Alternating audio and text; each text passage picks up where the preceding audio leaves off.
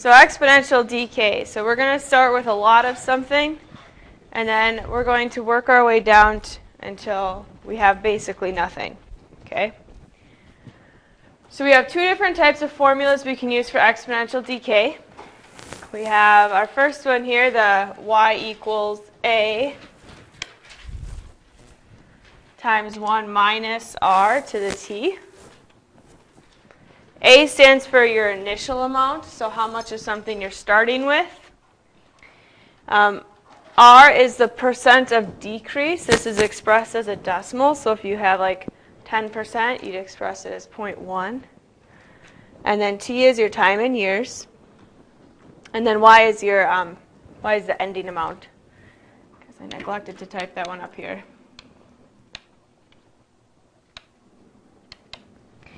Okay, so that's one of our exponential decay formulas. And then our other one is y equals a e to the negative kt, where k is a constant, and that constant depends on what type of object we're dealing with. So like if we're dealing with carbon-14, for carbon-14 dating or other things like that, k will just depend on the type of element we have. And the y equals a e to the negative kt, that's what, when you're in your science classes, that's the formula that we're going to be using most often, because e is that natural ratio that does happen in a lot of places.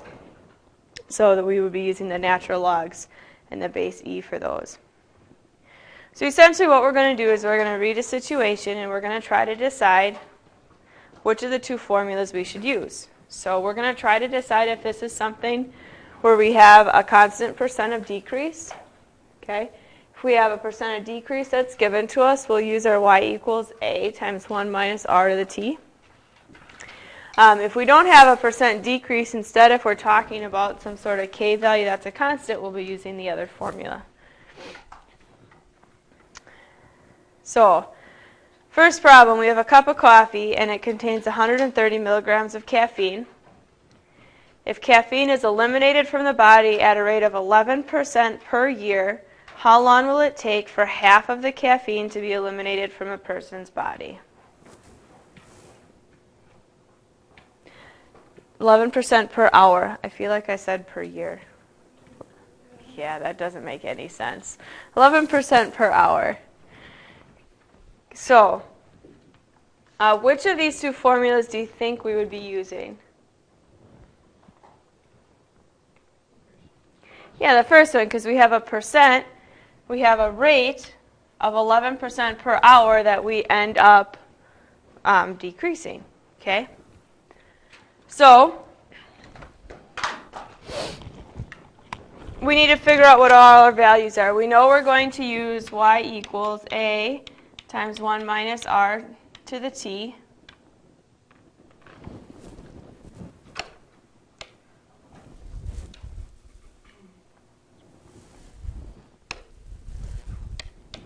So now we need to figure out what to fill in. And we're looking for how long, so we're going to be looking for the time. So y is our ending amount and a is our initial amount. So what's our initial amount first off? So our initial amount is 130. And our ending amount, it says how long will it take for half of the caffeine to be eliminated? So what's half of 130? Yeah, 65. So that would be our ending amount. And then 1 minus, our rate is 11%. So how do we write 11% as a decimal? That's at 0.11. And then raised to the t, and we're going to solve that for the time.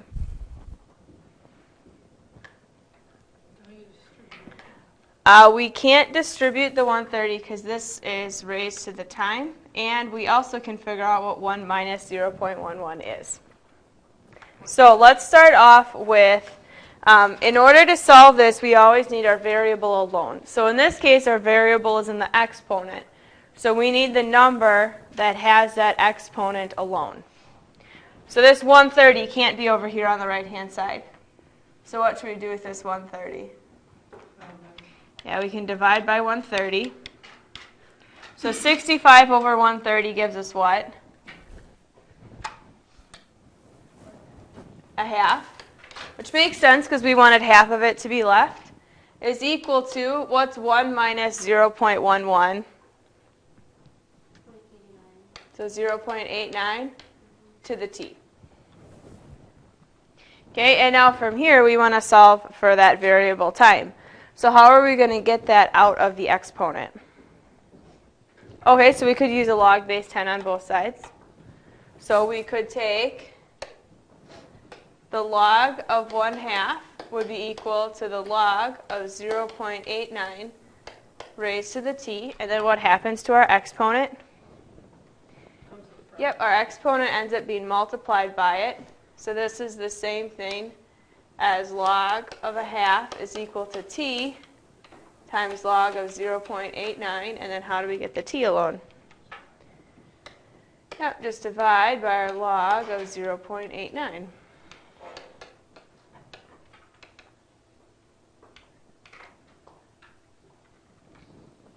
So if we take log of 1/2 and divide it by log of 0.89, what do we end up getting?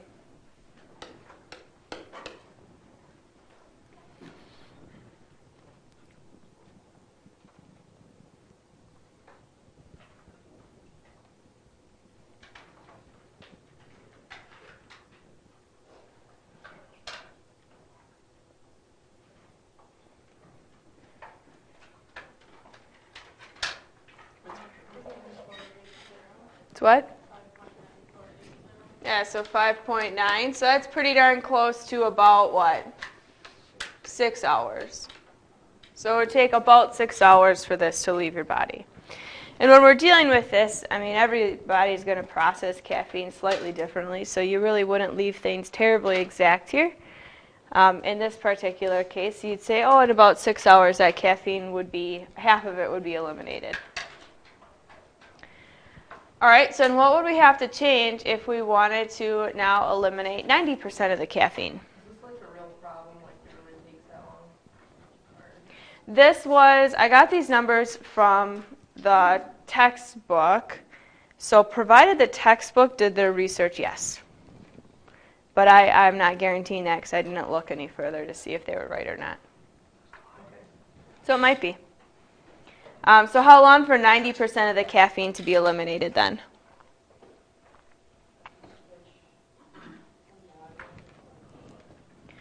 Okay, so what number would end up changing? If we want 90% to be eliminated, how much do we have remaining at the very end? Yeah, the y value, the ending amount would change. Okay, so if we want 90% to be eliminated, how much do we have left? 10% of it left. So what's 10% of 130? 13. So instead of 65, we would have 13 over here. Otherwise, everything else is the exact same. The rate isn't going to change, so that rate's the same. And then what would be our process to solve? Same exact process. So we would start by dividing by 130.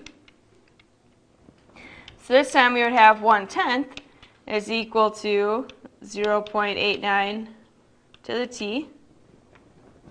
That should make sense because we only wanted 10% of the caffeine to be left in your body. And then how would we solve it?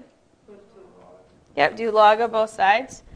So this would be the log of 1/10 is equal to,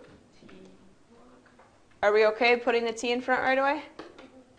All right, so t times the log of 0.89, and then we would divide by our log of 0.89. Now some of you, if we have a two-part question like this, would be perfectly fine jumping to essentially this step right here, right? Because you understand that you have 1/10 left over in your body, and you would be able to figure out that that's where we would end up being.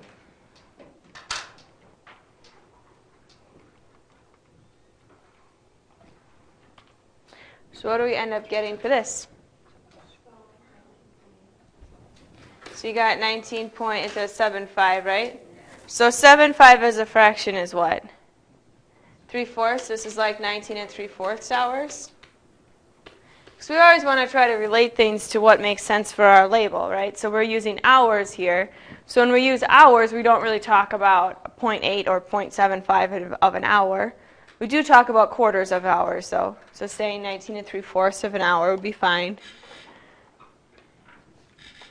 So, is that okay? All right. What? Well, we're going to do some more examples, but. No more adding on to the making it harder. Well, we already know how to solve, right? So it's a matter of setting up and then solving. Yeah, it's a negative k up here. Are we going to do a problem with other? Yeah, we'll do some of that. We'll also talk about growth. So, all right, let's look at another one with decay here. So this is talking about the half-life of an element. This is saying the half-life of sodium-22 is 2.6 years. So we want to find the K value for sodium-22.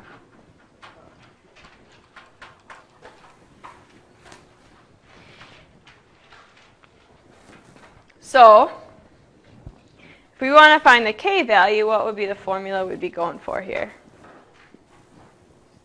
The second one, the one with the K in it, right? So we'll be using y equals a e to the negative kt.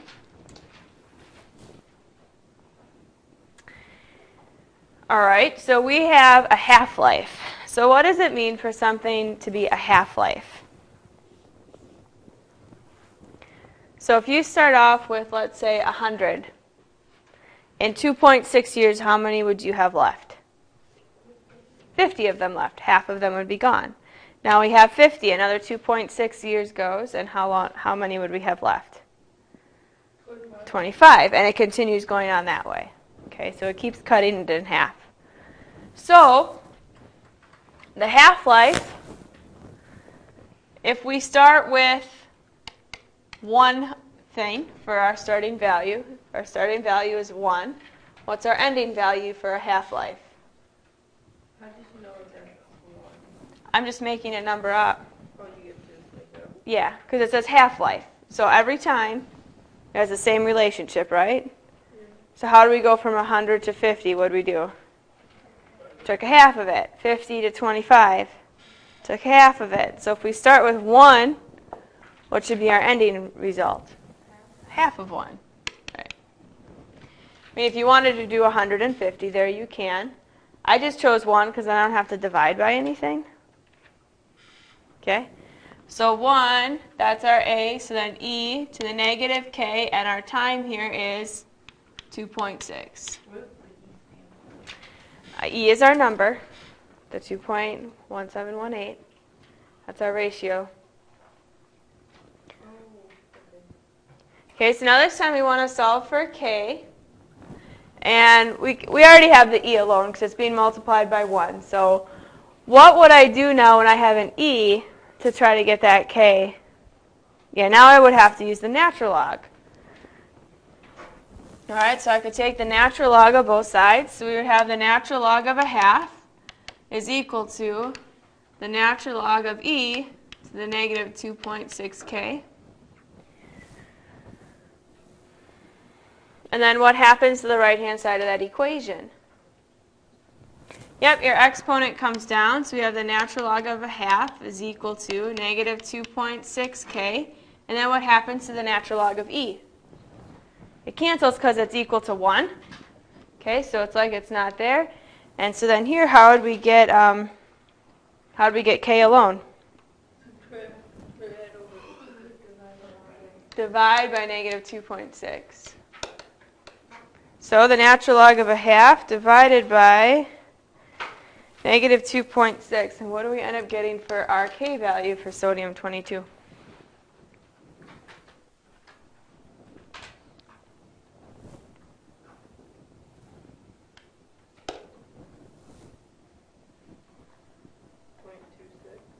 Yeah, and for these we typically want to go about 4 decimal places or so to try to keep it as accurate as we can. So 0.26, yeah, 66. So there's our K value for sodium-22. And that is those are real numbers for it. So that's actually what it is. If you guys have the periodic table that has all of this information on it, it would have this listed in the sodium area. I don't think you guys deal with those quite yet, though, in chem. I think you just have the basic ones still. All right. So now let's do a second part to this where we're going to use that information that we just found. So now we have a geologist, and he's examining a meteorite and estimates that it contains only about 10% as much sodium-22 as it would have contained when it reached the Earth's surface. So we want to figure out how long ago the meteorite reached the surface of the Earth.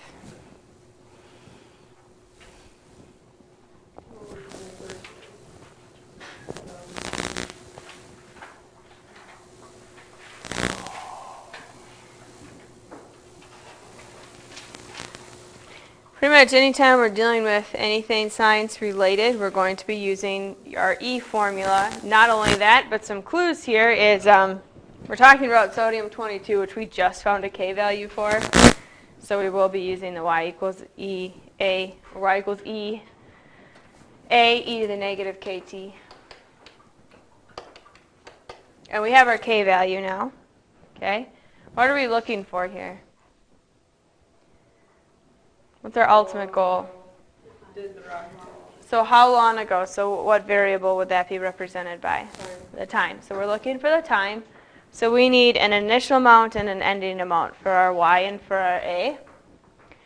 So here he estimated that it only contains about 10% as much as it would have had we originally, when it originally got to the Earth's surface. So how would we be able to reflect 10% with our y and with our e, or with our y and our a? Well, 1 and 2 wouldn't quite do it. That would be a half if you divided that over. So that would not quite be it. Oh, 1 and 10? You're right then. Sorry, I heard 2. Yep, 1 and 10 would work. 1 is 10% of 10, so that would work. E, we know our K value is 0.2666, and then time. And really, you can use any numbers here that you want to. So if you want to start off with your initial value of 1 and put your ending value as 1/10, because that's 10%, that's fine. If you want to start with initial value of 100 and do your ending value of 10, that's fine. As long as the ratio between your starting and your ending amount is 10% remaining. Okay? So if we want to solve this for time, what are we going to have to do first? We can't do the natural log quite yet because we have 10 in front of the e. Yes, we got to divide by 10 first. Where'd you get that 0.266? Oh, from above. Yeah, we found that K value for it in the previous problem. So now we have 1/10 is equal to e to the negative 0.2666t. So now how will we solve this?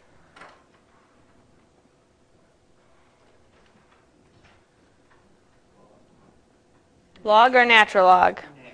Natural log. Natural log because of why? Because we have the e. Yep. So we have the natural log of 1/10 is equal to, can we simplify this as 1 time, or do we need to write it out? Okay, so tell me what it is simplified.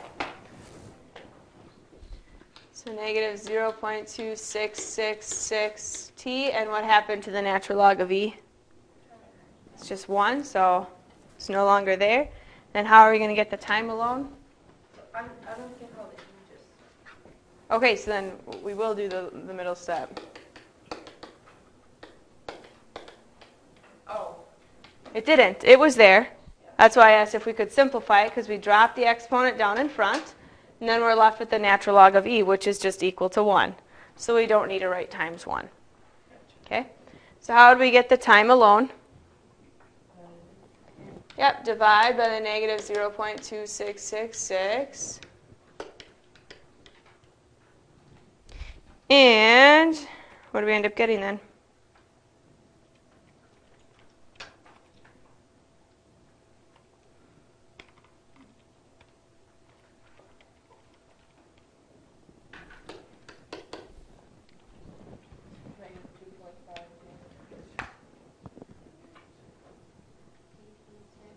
So about 8.6 years. Does that make sense to talk about years and decimals like that, 8.6? Is that pretty common? Yeah, that's common, so that's a perfectly acceptable answer. Okay, but you always want to look at how you're answering the question and answer it according to those units. Okay, like if this were minutes, would it make sense to say 8.6 minutes? No, it wouldn't. You'd probably say about 8.5 or 9, but you wouldn't ever say 8.6 minutes. Right? But when we're dealing with years, the larger you get, the more room there is for some error there. All right, so now, this is another one that's almost exactly like how we did. So we will jump over it for a minute, and we'll talk about exponential growth.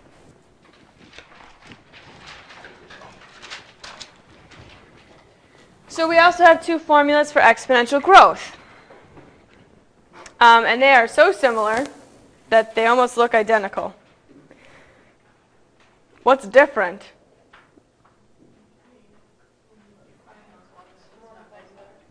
Yeah, instead of having a minus sign, we have a plus sign. Okay, which should make sense because now we are growing instead of decaying, so we want to be increasing. So now we would have a plus sign instead of our minus sign. So we have the exponential growth, y equals a times 1 plus r to the t. A, r, t, and y all stand for the same exact thing as they did in the previous one. And then y equals a e to the kt. K is still a constant depending on what we're doing. So we'll do a problem like this.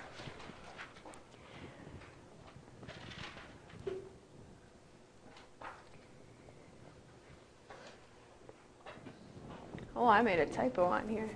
Anyone see it?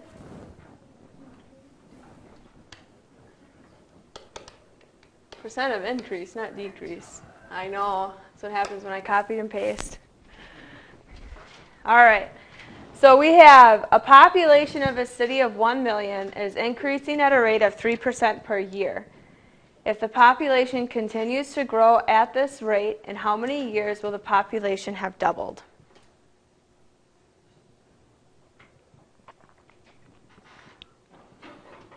So which equation do you think we're going to have to use? Yeah, the first one here. And what clues us in that the first equation is going to be working for us? Yeah, we have the 3% per year. So we have that constant rate of growth that's happening. Okay? So now we need to fill in some information here. So what's our initial population here, our initial amount? 1 million. So there's 1 million. What's our ending amount? 2 million, right. How do we know it's 2 million? It says we're doubled. You guys like working with all those zeros? No. Since we have 1 million and 2 million, do we need to write out all the zeros? No, because it's a 1 to 2. So we can just leave it as a 1 to 2 without all of our zeros attached. But sometimes it's good to write the zeros out so that you know just how big of numbers we're dealing with.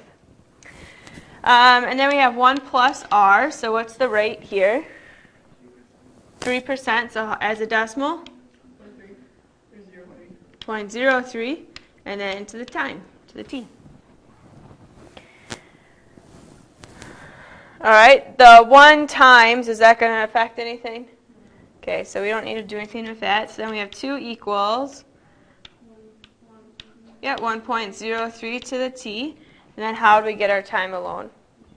Divide by 2. We would not divide. We wouldn't divide because currently the time is in the exponent, so we need to use our logarithms to help us get it out. Okay, so we could take the log of both sides.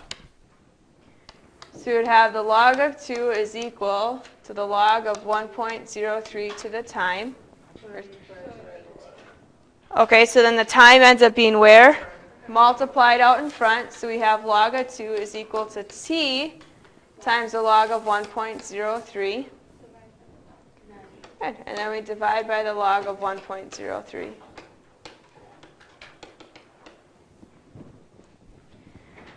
time then.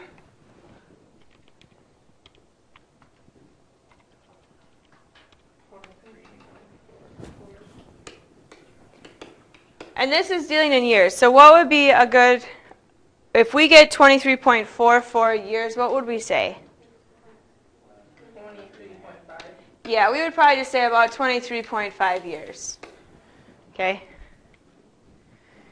So, I mean, you said that's crazy. It's a long time, right? But we have to double the population from 1 million to 2 million, so it should take a while. Is this making sense? Let me just look and see what the other problems I have up here are. That's a similar one. The only one is you will need this information written down. This is the correct half-life for carbon-14. You will need that information written down for your worksheet because one of the questions I asked on there deals with carbon-14 dating. You guys have heard of that, right? Yeah, are we going to need that for like the test or quiz? No, but you will need this so that you can find the K value because I don't give you the K value on there. So you probably want to write that down so you can find the K value for carbon-14 so you can actually solve it. But carbon-14 dating, this is how they do it using exponential growth and decay. Oh, good thing I'm not going into that. So this is the complete 100% applications of where this is used on a very regular